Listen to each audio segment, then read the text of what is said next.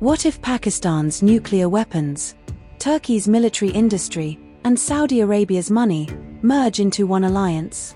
And what if India quietly responds, not in South Asia, but in the Mediterranean Sea? A new geopolitical front is opening. A new Quad may be forming. And India has just been invited. This is not speculation. This is happening right now. Act 1. A storm is brewing. As UAE President Mohammed bin Zayed prepares to land in New Delhi, the Middle East is on edge. The US is openly weighing action against Iran.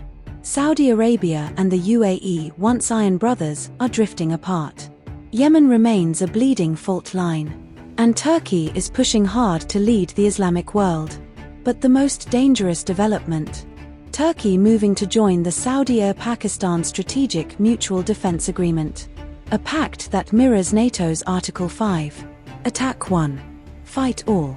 Western media is already whispering. Pakistani nukes, protecting the kingdom? And if Turkey joins? This isn't just defense. This is power projection. Act 2. The rise of the Islamic NATO. Let's break this down simply. Saudi Arabia. Money. Oil leverage. Strategic depth. Pakistan. Nuclear weapons. Ballistic missiles. Battle-hardened manpower. Turkey. NATO-grade military. Drones. Warships, aerospace. Second largest army in NATO. Put together, a sunny security bloc stretching from the Mediterranean to South Asia. Already inside Turkey's orbit, Azerbaijan, possibly Bangladesh next. And remember, Turkey already hosts US nuclear weapons. So why does Ankara want another nuclear umbrella? Because this is not defense. This is ambition. Act 3. The countermove amid Quad. While all eyes are on West Asia, something historic just happened in the Eastern Mediterranean. In December 2025, Israel, Greece, Cyprus signed a trilateral military cooperation plan. Joint air drills, naval exercises, electronic warfare, unmanned systems, intelligence sharing. And here's the bombshell. India has been formally invited to join this 3+1 grouping. This is no coincidence. This alliance is openly aimed at deterring Turkey. Act 4. Why India matters here. India is not an outsider anymore. India, Israel. Barak 8 missiles. Drones, loitering munitions. Joint R&D, EW, AI, cyber. Blue flag air exercises. This is deep strategic trust. India, Greece. Naval drills in the Mediterranean. Iniocho's air exercises. Anti-submarine and air defense ops.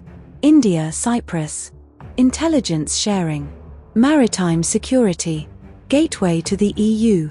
India is quietly embedding itself into Turkey's immediate neighborhood. And Ankara knows it. Act 5. The UAE. The wild card. Now comes the most interesting player. The UAE. Strategic partner of India. Key member of I2U2, India, Israel, UAE, US.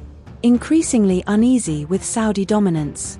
Competing with Riyadh for regional influence. If Saudi Arabia moves closer to Pakistan and Turkey, does the UAE move closer to India and Israel? A UAE entry would bring money, bring ports, bring intelligence reach. Suddenly, this becomes more than a Med-Quad. It becomes a counter-axis. Act 6. What's really at stake for India? Let's be clear. India does not need alliances to defeat Pakistan.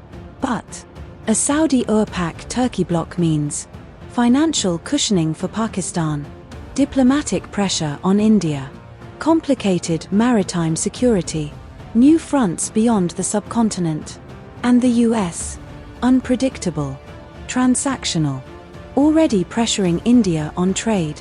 So India's response is classic. No loud alliances, only strategic geometry. Final act, the big question. So here's where we stand. An Islamic NATO is taking shape. A Mediterranean counterbloc is consolidating. India is being pulled into a new theater. The UAE is watching Saudi Arabia very closely. Will India formally join the Mediterranean 3+1? Will the UAE quietly align with India and Israel? Is Turkey overplaying its hand? One thing is certain. The next India-Pakistan crisis won't just be fought in Kashmir. It may echo from Cyprus to the Red Sea to the Mediterranean. This is no longer regional geopolitics. This is multi-theater power competition. And the chessboard is expanding. Watch this space.